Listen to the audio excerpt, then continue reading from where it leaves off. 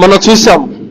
పీఠాధిపతి అంట ఆయనకు పెద్ద కిరీటం ధరింపజేసి, మెడలో పూలమాలలు వేసేసి, రంగురంగుల బట్టలు తొడిగి, సింహాసనం ఒకటి ఏర్పాటు చేసి ఊరేగింపు చేస్తా ఉన్నారు. ఆ జేజేలు కొట్టేవాళ్ళు కూడా ఎర్ర టోపీలు, మెడలో రుద్రాక్షలు, ఆయనకు జై కొడతా ఉన్నారు. ఇదే ఇస్లామా? ఇస్లామా ఇదే? ఈ పీఠాధిపతులు, ఈ ముజావర్లు ప్రవక్త ముహమ్మద్ సల్లల్లాహు అలైహి వసల్లం కంటే గొప్ప వాళ్ళ వీళ్ళు? ప్రవక్త ముహమ్మద్ సల్లల్లాహు అలైహి వసల్లం వారు ఈ విశ్వలోకాలకి కారుణ్యమూర్తిగా వచ్చారు. ఏ రోజైనా ముహమ్మద్ సల్లల్లాహు అలైహి వసల్లం పల్లక మీద కూర్చోబెట్టి కిరీటం తొడిగింపజేసి జేజాలు కొట్టి ఊరంతా మెరణ తిప్పారు ఎప్పుడున్న సహాబాలు? లేదు. మరి అంత గొప్ప నాయకుడు ప్రవక్తే అలాంటి కార్యాలను ఇష్టపడలేదు.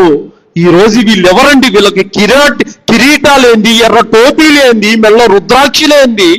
ఏం చేస్తున్నారు వాళ్ళు ఇస్లాంని? మేము ముస్లిములమని చెప్పుకుంటున్నారు. ఏ పాటి ముస్లిములు వీళ్ళు? దేనికి పనికొచ్చిన ముస్లిములు వీళ్ళు?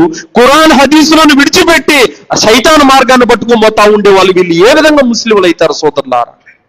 అలాంటి వారిని అజ్ఞానులు మాత్రమే అనుసరిస్తారు సోదరులారా. ప్రవక్త ముహమ్మద్ రసూలుల్లాహ్ సల్లల్లాహు అలైహి వసల్లం వారు ప్రతి విషయాన్ని కూడా మనకు నేర్పారు. కానీ ఈరోజు పంతులు అనబడిన వాళ్ళు, నాయకులు అనబడిన వాళ్ళు ప్రజల్ని మార్గభ్రష్టులుగా చేస్తున్నారు.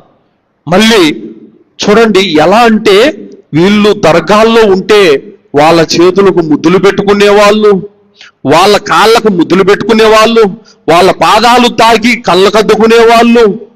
బాబా, వీళ్ళ తతంగం మామూలుగా ఉండదు అసలు. ఈరోజు ప్రజలు ఎవరైతే వీళ్ళని ఇష్టపడి ప్రేమించి వీళ్ళ కాళ్ళకి చేతలకి ముద్దులు పెట్టుకుంటా వాళ్ళు ఏది చెప్తే అది అంటున్నారు. అలాంటి వాళ్ళ పరిస్థితి రేపు ఏమిటో తెలుసా? వకాలల్లదీన కఫరు రబ్బనా అరినల్లదీన అదల్లానా మినల్ జిన్ని వల్ ఇన్స్ నజ్అల్హుమా తహత అక్దామినా లియకూన మినల్ అస్ఫలీన్. అల్లాహ్ తాలా అంటున్నాడు, రేపు నరకంలో కాలిపోతున్న విశ్వాసులు అంటారు, రబ్బనా అరినల్లదీనా దల్లానా, ప్రభు మమ్మల్ని మార్గం తప్పించిన మనుషులను, జిన్నాతులను కాస్త చూపించు ప్రభు. దేనికయ్యా? దేనికి? అల్లాహ్ మమ్మల్ని భూలోకంలో మార్గం తప్పించింది వీళ్ళే అల్లా. మరి చూపిస్తే ఏం చేస్తారు? తహత అక్దామినా, మేము వాళ్ళని మా పాదాల కింద తొక్కి పడేస్తాం నరకంలో, అట్టడుగు బాగా పోయేదానికి. ఎందుకు? వాళ్ళే మమ్మల్ని మార్గం తప్పించింది. వాస్తవం.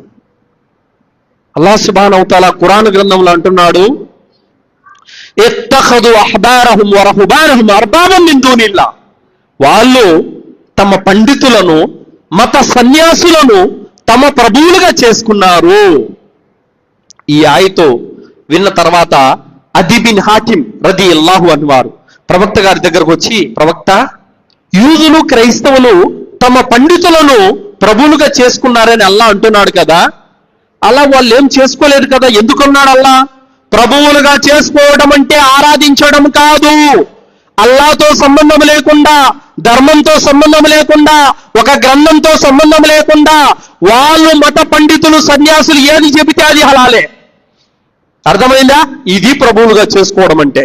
ధర్మంతో పనిలా, గ్రంథంతో పనిలా, ప్రవక్త బోధనలతో పనిలా. వాళ్ళ సన్యాసులు, మత పండితులు ఏది హలాలంటే అది హలాలే. అర్థమైందా? ఈరోజు సమాధులను ఆరాధించడం హరాం అయినా వీళ్ళు హలాలుగా చేసుకోవాలా? మ్యూజిక్ హరాం అయినా కూడా వీళ్ళు హలాలుగా చేసుకోవాలా? ఇదే పీఠాధిపతులు, ముజావర్లు ఏది చెబితే అదే. అది హలాలా, హరామా, ఖురాన్లో ఉందా లేదా, ప్రవక్త నేర్పిన పద్ధతా కాదా, దేంతో వీళ్ళకి సంబంధం లే. ముజావరు, పీఠాధిపతి ఏది చెబితే అదే.